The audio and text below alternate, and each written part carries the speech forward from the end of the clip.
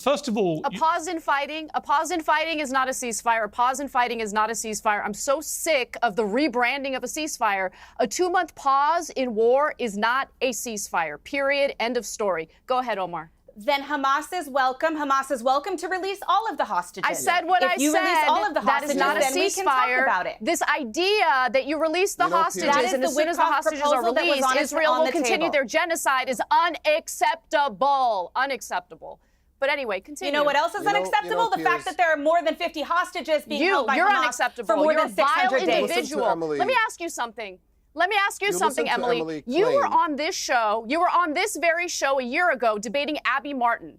And you said, you fancy yourself a journalist. During that debate, you said that Israel has no interest in occupying Gaza. Israel is now very obviously and overtly claiming they intend to occupy Gaza indefinitely, and they announced the construction of 22 illegal settlements in the West Bank, which they also intend to annex. Can you now admit to the world that you are incorrect?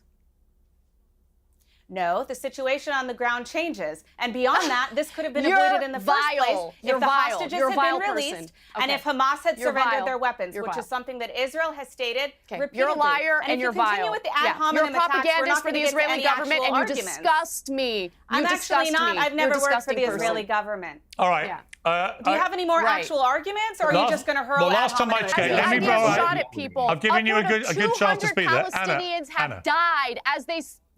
I have to get this out. Okay? You want to talk about how Greta Thunberg got involved in some sort of, political theater, whatever. I don't care what anyone thinks about Greta Thunberg. I see that as a distraction.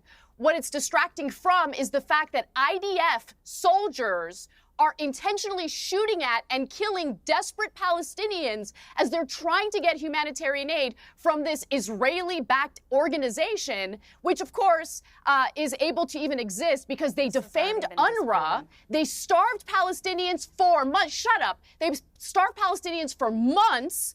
And then, as the Palestinians are desperate for food, they lure them in with this Gaza Humanitarian Foundation and shoot at them. Upward of 200 people since late May have been shot at and killed by Israeli soldiers. Do not forget that. That's the heart of this story. And let's not forget about the 232 journalists in Gaza that have been slaughtered by the IDF. The Gaza Humanitarian Foundation even confirmed it was Hamas. You people disgust me. They confirmed it was Hamas. There's no humanity with people like you, Emily. No humanity. Intentionally lying and blaming the IDF. I can't even handle your voice. The IDF is the one who is assuring that there's humanitarian aid. I'm an Armenian. There are 11 million meals that have been distributed already. 11 million. You are a genocider and a defender of genocide. Foundation. Disgusting. I know you don't like facts, Anna, but this is the reality. The only person who is threatening, the only group that is threatening the distribution of aid is Hamas.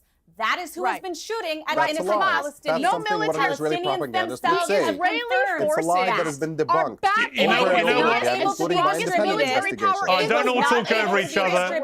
Don't talk over each other. Like the Israelis are the victims. All right, here's what I would say. Not able to be Emily, here's what I would say. Hamas shot at them. Here's what I would say. We don't actually know for a fact. Hamas shot at them. Okay, we don't actually know. We don't actually know for a fact who has done all this shooting. The most offensive part about this entire conversation is how people insult our intelligence as if we're morons and we don't see clearly what is happening on the ground right now. We see it clearly. The international community sees it clearly. The only reason why our politicians here in the United States back Israel, regardless of what it does, whether we're dealing with Democrats or Republicans, is because they're all bought. But the international community sees what's going on for what it is. And it is a genocide. There's an attempted ethnic cleansing. And I'm sorry, but Egypt's not interested in aiding and abetting the ethnic cleansing of Palestinians from Gaza on behalf of the Israeli government. Not interested. No, actually, Egypt is not interested in welcoming the Palestinian people, which is why they bombed Rafah 20 years ago, but the mainstream media never spoke about it because it really didn't ruin the narrative. And the second point I want to say is if that argument, Anna, that you are using was used in the 1930s and 40s, that Jews should not be safely evacuated to the United States. Right, I know. One trick pony. They need to stay in Germany. They need to stay in Poland. Otherwise, it's ethnic cleansing. What a ridiculous argument. You're not going to silence my ass by invoking the Holocaust or calling me an anti-Semite. I don't give a shit. Okay, I see what's happening clearly. I'm going to speak up about it, and no one's going to shut me up. period. End of story. We see what's going on. The entire international community sees what's happening. The Israeli government wants to genocide and ethnically cleanse Palestinians, not just from Gaza, but the West Bank too. Look at the terror they're dealing with in the West Bank. What I find amazing, hang on, Shabbos, please. Hang on. I want to go to Emily.